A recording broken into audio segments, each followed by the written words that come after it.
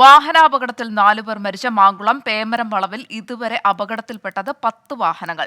സുരക്ഷാ സംവിധാനം ഒരുക്കണമെന്ന് നാട്ടുകാർ പലതവണ ആവശ്യപ്പെട്ടിട്ടും നടപ്പിലായില്ല. കുത്തനെയുള്ള ഇറക്കത്തിൽ ട്രാവലറിന്റെ ബ്രേക്ക് നഷ്ടപ്പെട്ടതാണ് അപകട കാരണമെന്നാണ് പ്രാഥമിക നിഗമനം. ഇടുക്കിയിൽ നിന്ന് രാഹുൽ വിജയൻ ചേരുന്നുണ്ട്.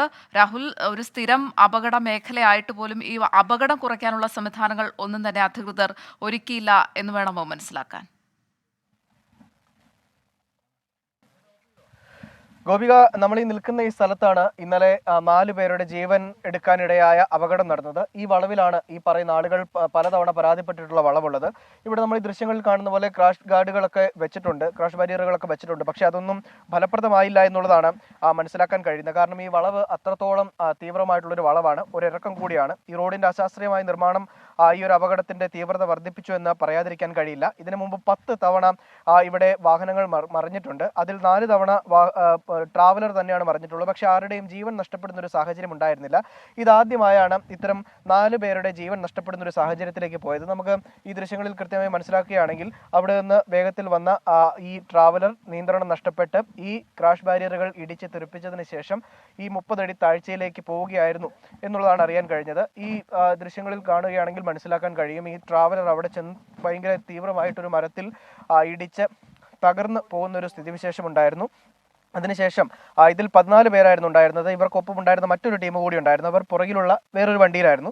അവർ തന്നെയാണ് ഈ വാഹനം നിർത്തിയതിനു ശേഷം ഇങ്ങോട്ടേക്ക് ഇറങ്ങുകയും ആദ്യത്തെ രക്ഷാപ്രവർത്തനം നടത്തുകയും ചെയ്തത്. പിന്നീട് നാട്ടുകാർ കൂടുകയും ഇവരെ പല വാഹനങ്ങളിലായി കയറ്റി ആശുപത്രിയിലേക്ക്, അടിമാലി താലൂക്ക് ആശുപത്രിയിലേക്ക് കൊണ്ടുപോവുകയായിരുന്നു. ഇതിൽ മറ്റൊരു പ്രധാനപ്പെട്ട കാര്യം, അടിമാലി താലൂക്ക് ആശുപത്രിയിലേക്ക് ഇവിടുന്ന് ഏകദേശം 1 മണിക്കൂറോളം യാത്രയുണ്ട്.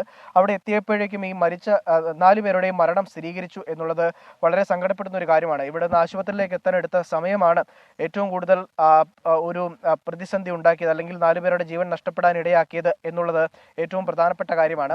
നമ്മൾ ഈ വളവിനെ പറ്റി ഒരിക്കൽ കൂടി പറയുകയാണെങ്കിൽ പലതവണ ഈ നാട്ടുകാർ ആവർത്തിച്ചിട്ടുള്ളതാണ് ഈ റോഡിന്റെ അപകട സ്ഥിതി മാറ്റണം, അല്ലെങ്കിൽ ഈ റോഡിന്റെ ഈ അശാസ്ത്രീയമായിട്ടുള്ള നിർമ്മാണം അത് പരിഹരിക്കണം എന്നുള്ളത് പലതവണ പറഞ്ഞിട്ടുള്ളതാണ്. പക്ഷേ അതൊന്നും പരിഹരിക്കപ്പെട്ടില്ല എന്നുള്ളതൊരു വസ്തുത തന്നെയാണ്. അതിൻ്റെ ഒരു പ്രതിഷേധം നാട്ടുകാർ കൊണ്ടുതാനും. എന്തായാലും 4 പേരുടെ ജീവൻ എടുക്കുന്ന, അല്ലെങ്കിൽ ജീവൻ പോകുന്ന ഒരു അപകടത്തിലേക്ക് വരെ കാര്യങ്ങൾ എത്തിയിരിക്കുകയാണ്. ഇനിയെങ്കിലും സുരക്ഷിതമായിട്ടുള്ളൊരു സംവിധാനം ഇവിടെ ഒരുക്കേണ്ടത് അനിവാര്യമായിട്ടുള്ള കാര്യമാണ്. ഇനി അപകടത്തിൽ പരിക്കേറ്റവരെ കുറിച്ച് പറയുകയാണെങ്കിൽ 10 പേരാണ് ഇന്നലെ ഈ അപകടത്തിൽ പരിക്കേറ്റത്. ആ പരിക്കേറ്റ ആളുകൾ, അതിൽ 4 പേര് തമിഴ്നാട്ടിൽ തേനിയിലും മധുരയിലുമായിട്ടാണ് ചികിത്സ. ബാക്കിയുള്ളവർ തൊടുപുഴയിലെ സ്വകാര്യ ആശുപത്രിയിലും ചികിത്സയിലും കഴിയുകയാണ്. അവരുടെ പരിക്ക് അത്ര ഗുരുതരമല്ല.